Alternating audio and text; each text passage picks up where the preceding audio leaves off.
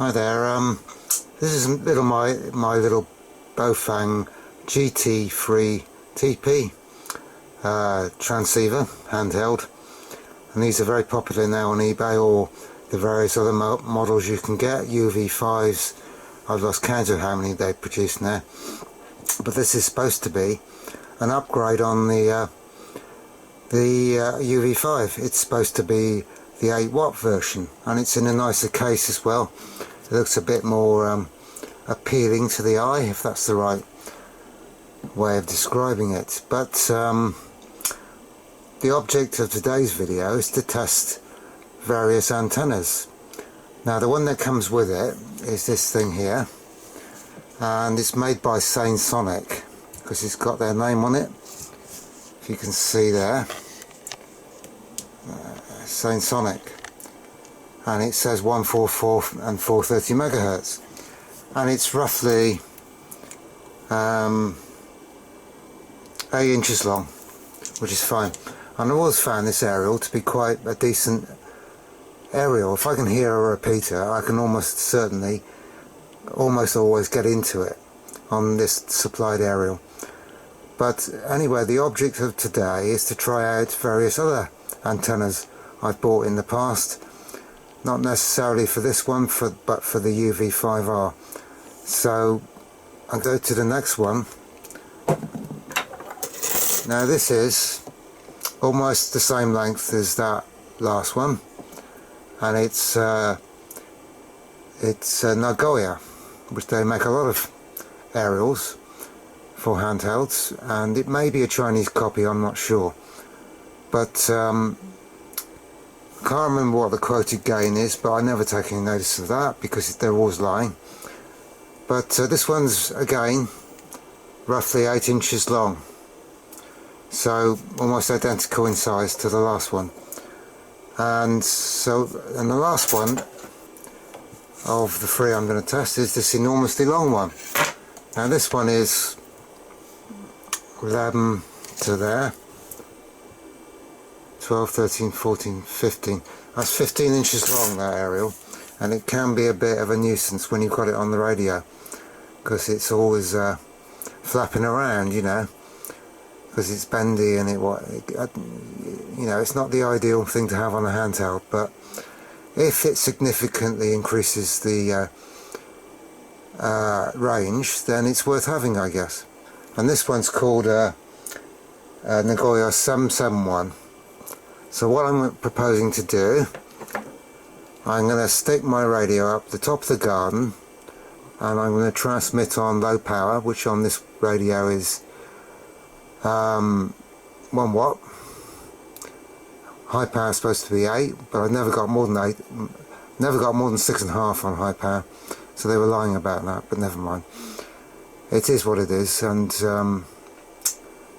as I was saying, I'm going to test them all on low power and 1 watt, because there's no point in running high power just to do these tests, as the radio will be about 100 feet from the receiving antenna, which is coming in on this cable here. I'll be measuring on the spectrum analyzer over there. So I'm just going to go up the garden and set things up with this radio. I can video that bit if you like. So I'll go and do this. So here we are up the garden. I've got the radio placed so it's exactly on the corner of the bench, because I've got to replicate that each time for each antenna. Now if we look back down the garden, you can just about see my workshop down there. It's 100 feet roughly. So I've got to go back down there and take a measurement. So if we look at the analyzer, we've got a reading of minus 25.9. We'll call that minus 26, which it virtually is. So I'm going to have to write that down. That's the supplied aerial, minus 26 dBm. I'm a bit out of breath running up and down that hill.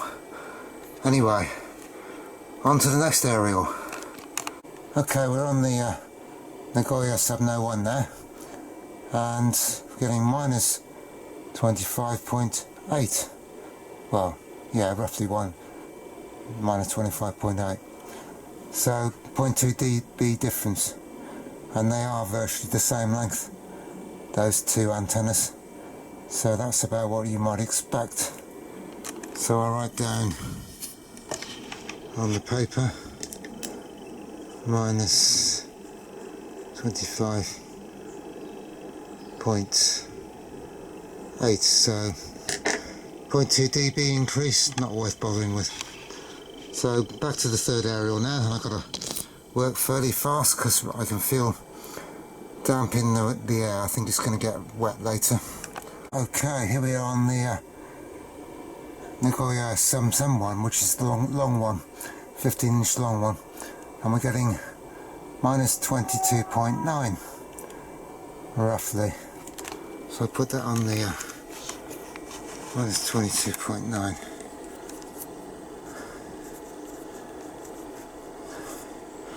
So that's minus 23.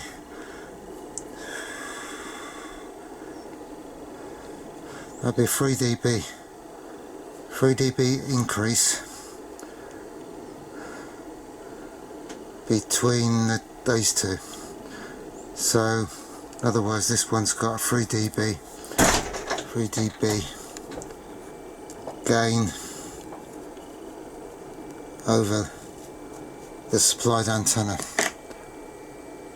So yeah, if you're prepared to put up with that extra length of antenna, it will make a considerable difference on VHF anyway.